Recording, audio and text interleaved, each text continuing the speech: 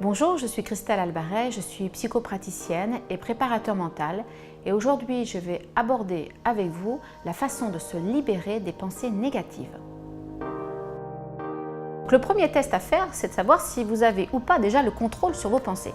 Donc, pour cela, je vous propose de vous connecter à quelque chose qui est autour de vous. Par exemple, imaginons que vous avez une chaise ou un fauteuil devant vous. Vous regardez ce fauteuil et puis vous allez vous dire, voilà, je vais penser à ce fauteuil, exclusivement à ce fauteuil. Alors vous allez essayer de tenir 15, 20, 30, 40 secondes, peut-être une minute, et vous allez voir au bout de combien de temps votre esprit va partir ailleurs. Ah oui, tiens, quand je pense à ce fauteuil, ça me fait penser au fauteuil de ma grand-mère, et d'ailleurs, tiens, ça me fait penser que ma grand-mère me manque, et puis vous vous rendez compte qu'en fait, votre espace libre entre vous et vos pensées, il est peut-être de 10 secondes, 15 secondes, 30 secondes, ou peut-être 60 secondes. Ça fait court quand même, hein. Maintenant, vous avez pris conscience du temps que vous avez entre vous et vos pensées.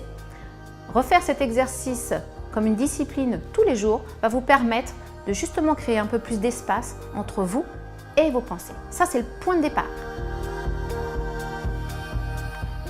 Deuxième niveau, comment on fait le stop pensée négative?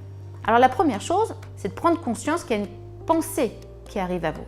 Grâce au premier test que nous avons fait, maintenant vous pouvez prendre conscience que votre pensée négative est en train de s'installer.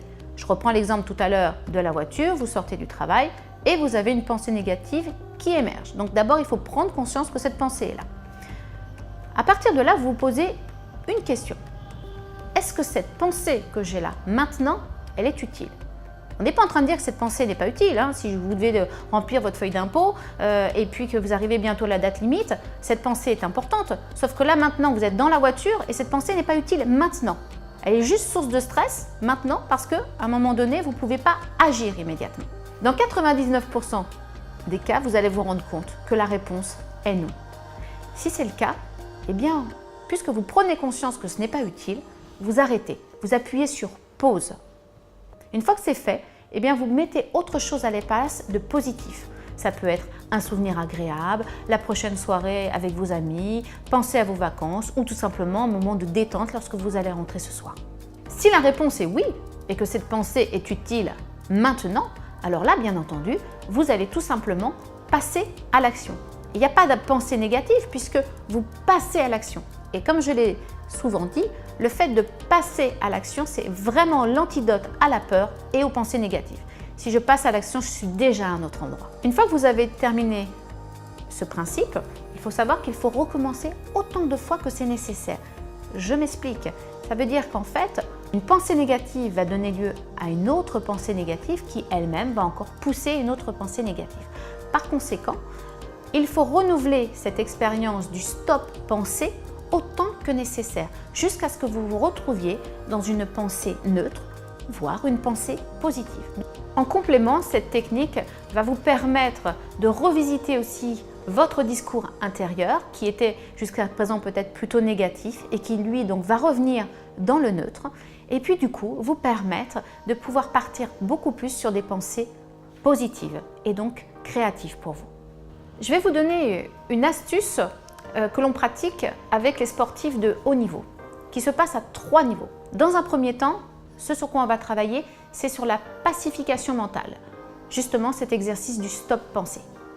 Le deuxième, c'est une technique de relaxation, et on va souvent utiliser pour cela la sophrologie. Et enfin, le troisième, c'est des techniques de visualisation, et on va utiliser les techniques de la PNL, programmation neuro-linguistique, qui sont bien évidemment les principes de reprogrammation, de rééducation du cerveau au profit de la performance. Un état positif, optimiste, a envie d'agir autant pour résoudre ses problèmes que pour atteindre des objectifs. Pour cela, je vous propose un exercice pour faire la paix avec votre petite voix intérieure.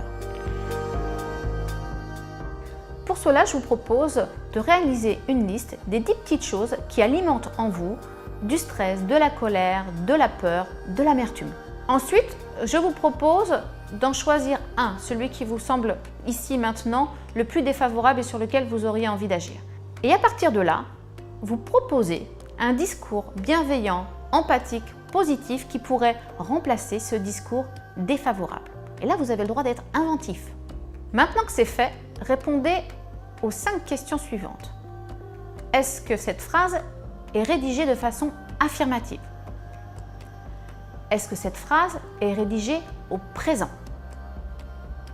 Est-ce que cette phrase est bienveillante? Est-ce crédible, acceptable, OK pour vous? Et enfin, est-ce que c'est réalisable dans le présent?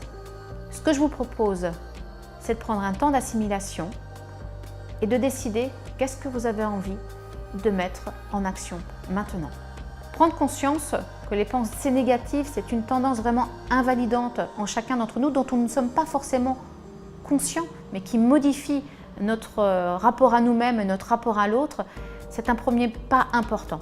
Je terminerai par une métaphore. Nous avons tous l'habitude ici en France de conduire à droite. Si vous allez un séjour par exemple à Londres et que vous voulez traverser la rue, eh bien vous allez porter votre regard dans une direction.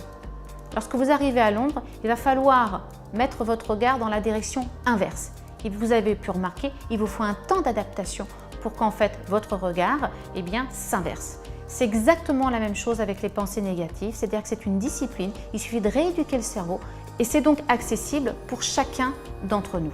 Par contre, ça nécessite bien entendu d'identifier quels sont les points de blocage et ça c'est le travail du thérapeute de vous accompagner pour que vous puissiez mettre des pensées neutres, des pensées positives à la place de ces pensées négatives. J'espère que ces conseils vous ont été utiles et je vous dis à très bientôt sur Doctissimo pour de nouvelles vidéos.